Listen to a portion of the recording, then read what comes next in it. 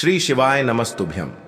हर हर महादेव। दोस्तों, आप सभी लोग जानते हैं कि 22 जुलाई 2024 को पड़ रहा है श्रावण माह का पहला सोमवार। दोस्तों, ये जो सोमवार है श्रावण महीने में पड़ने वाला सबसे बड़ा सोमवार है, क्योंकि यह श्रावण महीने में पड़ रहा है, जिसका बहुत ही बड़ा और विशेष महत्व होता है। और ऐसा दिन पूरे साल में सिर्फ एक ही बार आता है। और दोस्तों, आप सभी लोग जानते हो कि सोमवार का अगर सबसे बड़ा कोई उपाय है तो वो 108 चावल के दाने वाला उपाय है। तो दोस्तों, इस श्रावण माह के पहले सोमवार के दिन आप लोगों को इस 108 चावल के दाने वाले उपाय को जरूर करना है। बहुत सारे लोग होंगे जिन लोगों ने इस उपाय को न किया हो, मतलब पूरा साल निकल गया और उन्होंने किसी भी दिन इस 108 चावल के दाने वाले उपाय को न किया हो। पर दोस्तों, आपके पास एक आखिरी मौका बचा हुआ है, जो कि 22 जुलाई के दिन। तो इस दिन आप लोगों को इस वाले उपाय को जरूर कर लेना है। भले ही आपने पूरे साल भर अभी तक इस उपाय को न किया हो, पर अगर आपने इस श्रावण महीने के सोमवार के दिन अगर इस वाले उपाय को कर लिया, तो आपको इस उपाय को करने का वो फल मिलेगा जिसकी आपने कभी कल्पना भी नहीं करी होगी। इसीलिए आप लोग इस वाले उपाय को एक बार जरूर कर लेना, ताकि आप लोगों के हाथ से यह मौका न जा सके और आपको इस उपाय को करने का फल मिल सके। दोस्तों, यह उपाय पंडित जी ने अपनी अभी की ही शिव महापुराण की कथा में बताया है, जिस उपाय को आज हम आपको बहुत अच्छे से समझाने वाले हैं। इस वीडियो को देखने के बाद इस उपाय को समझने के लिए आपको कोई और वीडियो को देखने की जरूरत नहीं पड़ेगी। तो चलिए दोस्तों, उपाय को शुरू करते हैं। देखिए, यह श्रावण महीने के सोमवार के दिन यह इतना खास होता है, इतना महत्वपूर्ण होता है।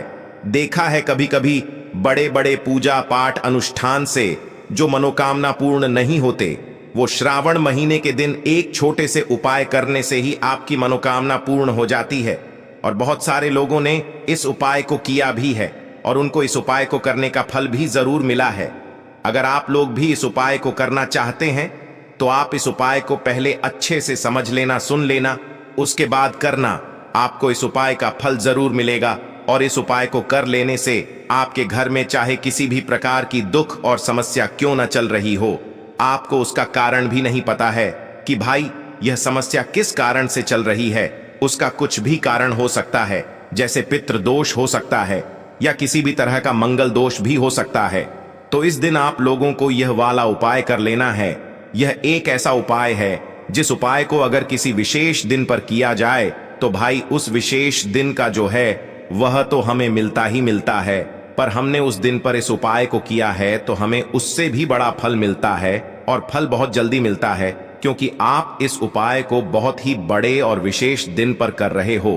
तो चलिए अब उपाय के बारे में बात करते हैं, लेकिन उससे पहले आप लोगों को यह जानना आवश्यक है कि आखिर यह उपाय किस समय करना है, किसको करना है और कैसे करना है। तो चलिए हम आगे आपको वीडियो में एक एक करके बता देते हैं।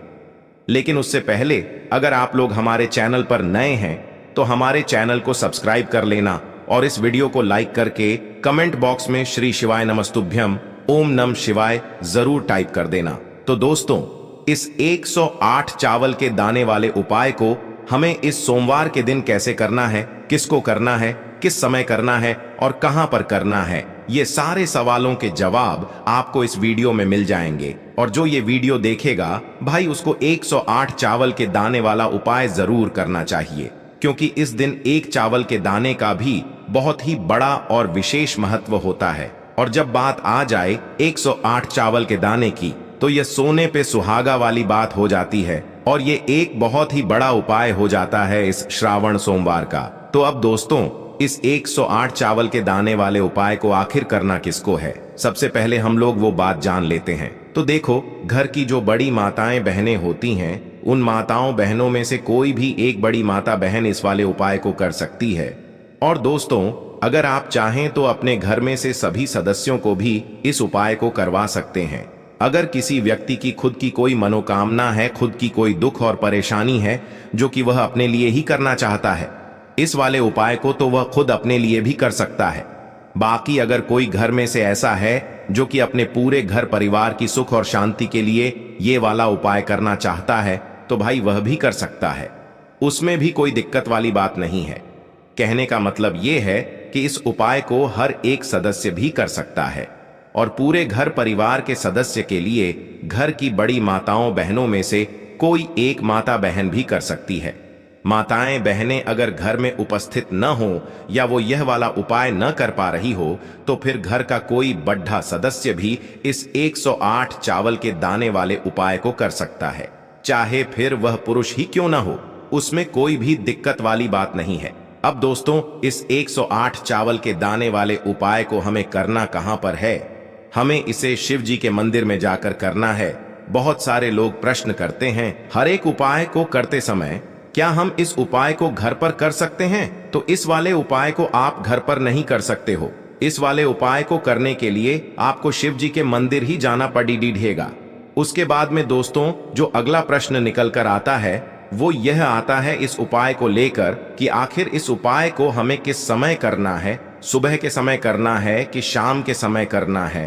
तो देखो, इस वाले उपाय को आप लोग सुबह के समय भी कर सकते हो और शाम के समय प्रदोष काल में भी कर सकते हो। अब अगर आप पूछो कि भाई सबसे उत्तम समय कौन सा रहेगा इस 108 चावल के दाने वाले उपाय को करने का, तो हम आपसे बस यही कहेंगे कि इस उपाय को आप सुबह के समय करेंगे तो ज्यादा बेहतर होगा। बाकी अगर प्रदोष काल शाम के समय भी करेंगे तो भी अच्छा होगा, उसमें कोई भी दिक्कत वाली बात नहीं है। तो अब दोस्तों, जो अगली सबसे बड़ी और महत्वपूर्ण बात आती है वो यह आती है कि सुबह अगर हम उपाय को करेंगे तो हमें कितने बजे से लेकर कितने बजे तक के बीच में करना है, और शाम के समय प्रदोष काल में करेंगे तो हमें कितने बजे से लेकर कितने बजे के बीच में करना है। तो देखो, सुबह जितनी जल्दी हो सके आप उपाय को करने की कोशिश करना।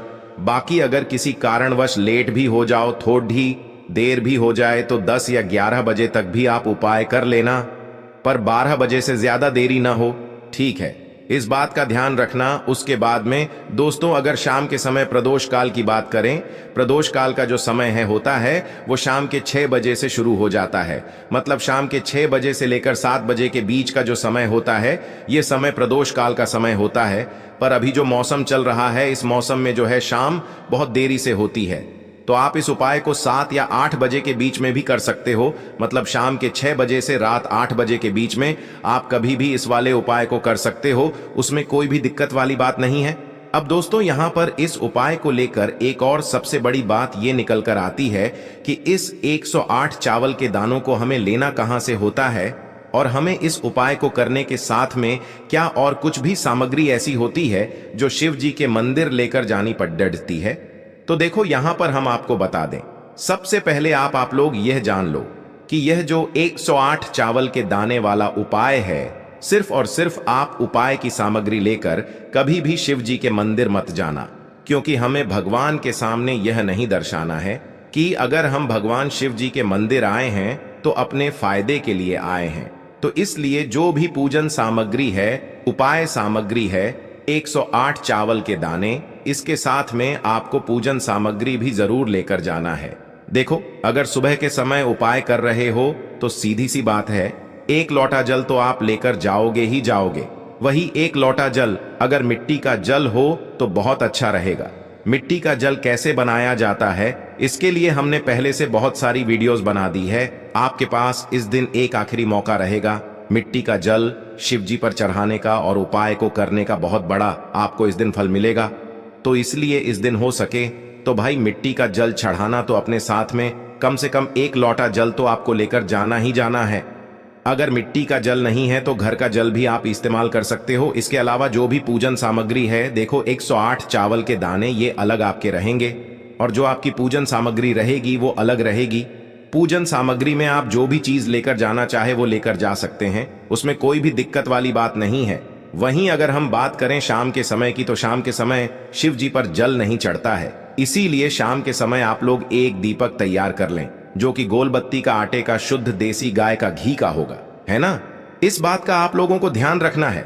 और इस दीपक को आपको घर से जलाकर नहीं लेकर जाना है, भगवान शिव जी के मंदिर में जाकर ही जलाना है। इस बात का भी आप लोगों को ध्यान रखना है। अब दोस्तों, यहां पर हमें इस बात को समझना है कि यह 108 चावल के दाने हमें लेना कहां से है। क्या हमें दुकान से लेकर आना है, या हमें अपने घर से लेना है, या कहां से लेकर आना है और कौन से चावल लेना है, क्योंकि चावल भी बहुत प्रकार के होते हैं। तो देखो, इन सभी सवालों के जवाब आप लोग एक बात में सुन लो कि भाई ये जो उपाय है, इस उपाय में आपको ये नहीं देखना है कि भाई कौन से चावल है, कौन से चावल नहीं है। बस जो भी चावल ले रहे हो वो चावल का दाना सबूत होना चाहिए, मतलब साबुत होना चाहिए, टूटा हुआ नहीं होना चाहिए, कटा पिटा नहीं होना चाहिए। ये बात आपको ध्यान रखना है। बाकी आपका चावल बासमती हो या सादा चावल हो या कोई सा भी चावल हो, उसमें कोई भी दिक्कत वाली बात नहीं है। तो सीधी सी बात है कि आपके घर के रसोई घर में जहां पर आप भोजन बनाते हो, वहां पर जो भी चावल आपके उपस्थित हो, उन चावलों में से अपनी एक कटोरी भर लेना या एक मुट्ठी चावल अलग से निकाल कर रख लेना, क्योंकि हम 108 चावल ही यहाँ पर इस उपाय में लेने वाले हैं। तो हमें यह चावल के दाने गिनकर निकालने पड़ेंगे। इस बात का आप लोगों को ध्यान रखना है। तो अपने उस चावल की कटोरी में से या चावल में से 108 ऐसे चावल के दाने आप लोग निकाल लो जो कि टूटे हुए ना हो, कटे पिटे ना हो, जिनमें कोई दाग न लगा हुआ हो, है ना। अच्छे साबुत चावल के दाने 108 दाने आप लोग निकाल कर रख लो और इन्हें किसी भी एक कागज की पुड़िया में या किसी एक छोटी सी कटोरी में आप लोग रख लो, ताकि यह सुरक्षित रहे, आपके एक भी चावल का दाना इधर उधर न हो और आपका उपाय भी पूरा अच्छे से हो जाए। तो भाई जैसे ही आपका उपाय की जो सामग्री है 108 चावल के दाने ये तैयार हो जाते हैं, उसके बाद मैं आपको जो भी अपनी पूजन सामग्री है, सुबह के समय कर रहे हो तो एक लोटा जल या पूजन सामग्री जो लेकर जाना चाहो उसकी भी तैयारी कर लेना, और शाम के समय जा रहे हो तो भाई अपना जो दीपक है उसे तैयार कर लेना, ठीक है। और उपाय को करते समय शुद्धता का विशेष रूप से ध्यान रखना, ठीक है। सुबह सुबह स्नान करने के बाद ही उपाय को करने की आप लोग तैयारी करना। उसके बाद अगर शाम के समय की बात करें तो शाम के समय आपको स्नान करने की जरूरत नहीं है, पर शुद्धता का ध्यान रखना है। आपको स्नान तो नहीं करेंगे, आप हाथ मुंह धोकर भी इस वाले उपाय को शाम के समय प्रदोष काल में कर सकते हैं। इसमें कोई दिक्कत वाली बात नहीं है। तो आप अपने उपाय की पूरी सामग्री तैयार करके आपके पास ही में जो आपका शिव मंदिर हो वहां पर पहुंच जाइए। सबसे पहले शिव मंदिर में जाकर आप लोगों को उपाय नहीं करना है, पहले भगवान के दर्शन करना है, भगवान से आशीर्वाद प्राप्त करना है। फिर शिव जी की शिवलिंग के पास में आना है। शिवलिंग के पास में आने के बाद आप जो पूजन सामग्री लेकर आए हुए हैं, जैसे कि सुबह गए हुए होंगे तो एक लोटा जल और जो भी पूजन सामग्री लेकर आए हैं आप उनसे भगवान शिव जी की पूजन कीजिए। सबसे पहले तो एक लोटा जल ही चढ़ेगा, उसके बाद में आपकी पूजन सामग्री चढ़ेगी। उसके बाद में अगर दोस्तों शाम के समय अगर आप इस उपाय को कर रहे हो तो अपने साथ में कम से कम एक जो दीपक है गोल बाती का जो आप अपने साथ में लेकर गए हो, उस दीपक को मंदिर में जाकर अपनी माचिस से जलाना है और उस दीपक को शिवलिंग के पास में रखना है, ठीक है। इस दीपक को रखने के बाद ही आप लोगों को अपना ये वाला उपाय शुरू करना है। और दीपक को ज्यादा पास में मत रखना, वैसे भी गर्मी पड़ रही है, भगवान शिव जी को आंच नहीं लगनी चाहिए, है ना। तो भाई जैसे ही आपकी पूजा अर्चना हो जाती है आप भगवान शिव जी को प्रसन्न कर लेते हैं। उसके बाद में शिवलिंग के पास ही में आप कहीं पर बैठ जाइए, सामने या आसपास जिस जगह पर आपको बैठना हो वहां पर बैठ जाइए और अपने वह 108 चावल के दाने अपने सामने निकाल कर रख लीजिए, क्योंकि अब यहां पर उपाय को यहां पर करने की आपको तैयारी करना है। और इस तरीके से जब आप उपाय करेंगे, पूजन सामग्री करने के बाद, पूजन अर्चना करने के बाद, तो आपको उपाय का फल बहुत जल्दी और बहुत बढ़ा होकर मिलेगा। तो अपने 108 चावल के दाने अपने सामने निकाल कर रख लेना। और यह जो उपाय है यह आपकी सीधे हाथ की हथेली से होगा, इसलिए इस बात का भी विशेष रूप से ध्यान रखना है। तो सीधे हाथ की हथेली का प्रयोग करके ही आप लोग अपना इस वाले उपाय को करना। अपने सामने जो भी आपकी कागज की पुड्डियां है उसको खोल कर रख लो, या कटोरी है तो भाई उसे अपने सामने रख लो और अपने वह 108 चावल के दाने निकाल लो, ठीक है। उसके बाद में दोस्तों अब आपको क्या करना है कि शिवलिंग आपके सामने होगी तो आपने वह 108 चावल के दाने एक एक करके आपको शिव जी के शिवलिंग के ऊपर चढ़ाना है। कहां पर चढ़ाना है? शिवलिंग के ऊपर चढ़ाना है, और कहीं पर भी नहीं चढ़ाना है, आपको अपने हथेली से तो शिवलिंग के ऊपर चढ़ाना है। भले ही फिर वो अपने आप जलाधारी पर गिर जाए, या मतलब वहीं पर गिर जाए, उसमें कोई दिक्कत वाली बात नहीं है, पर आप चढ़ाओ शिवलिंग के ऊपर ही। तो आपको क्या करना है, अपना पहला चावल का दाना उठाना है, श्री शिवाय नमस्तुभ्यम बोलना है, और शिवलिंग पर चढ़ा देना है। इसी तरीके से दूसरा चावल का दाना उठा है, शिवलिंग पर चढ़ाना है और मंत्र बोल देना है। और फिर तीसरा चावल का दाना उठाना है, श्री शिवाय नमस्तुभ्यम बोलना है और चढ़ा देना है। इसी प्रकार से आपको पूरे 108 चावल के दाने एक एक करके शिव जी के शिवलिंग के ऊपर चढ़ाना है और भगवान से प्रार्थना करते जाना है। मतलब प्रार्थना तो आपको आखिरी में करना है, पर हर एक चावल के दाने को चढ़ाते समय श्री शिवाय नमस्तुभ्यम जरूर बोलना है। उसके बाद ही में यह चावल का दाना शिवलिंग के ऊपर आपको चढ़ाना है। जैसे ही आपके 108 चावल के दाने शिवलिंग के ऊपर चयारच जाते हैं, तो भाई उसके बाद में आपको क्या करना है, भगवान से अपनी मनोकामना बोलना है। मनोकामना भी कब बोलना है, जब आपका 108 चावल का दाना आपके सीधे हाथ की हथेली में हो और आप उसे चढ़ाने के लिए जा रहे हो। श्री शिवाय नमस्तुभ्यम बोलकर उस आखिरी चावल के दाने को शिवलिंग के ऊपर चढ़ा देना और भगवान से फिर अपनी वह मनोकामना बोल देना, जिस मनोकामना के लिए आप लोग अपना यह वाला उपाय कर रहे हो। जिस भी दुख और परेशानी के लिए आप लोग अपना यह वाला उपाय कर रहे हो, उसके बाद में जैसे ही आप अपनी मनोकामना बोल देते हो, आपका यह वाला उपाय पूरा हो जाता है। पर दोस्तों, उपाय को करने के बाद आप लोगों को 2 मिनट भगवान शिव जी के मंत्र का जाप जरूर करना है। और मंत्र का जाप करने के बाद भगवान से एक और बार प्रार्थना करना है अपनी मनोकामना के लिए या अपनी जो भी दुख और परेशानी है उसके लिए। इसके बाद में आप लोग भगवान को देखकर भगवान से प्रार्थना करके उनसे आशीर्वाद लेकर वहां से उठ सकते हैं और अपने घर पर जा सकते हैं। बस दोस्तों, यहां पर यह वाला उपाय पूरा हो जाता है। इस तरीके से जो भी व्यक्ति छोटी छोटी चीजों का ध्यान रखते हुए इस 108 चावल के दाने वाले उपाय को करेगा, निश्चित सी बात है उसे उसकी मनोकामना जल्द ही पूर्ण होगी और जो भी दुख और परेशानी है वो भी बहुत ही जल्दी दूर होंगे। और दोस्तों, अगर आपको हमारी ये वीडियो पसंद आई हो तो हमारे इस वीडियो को लाइक और चैनल को सब्सक्राइब जरूर करें। हर हर महादेव, ओम नमः शिवाय।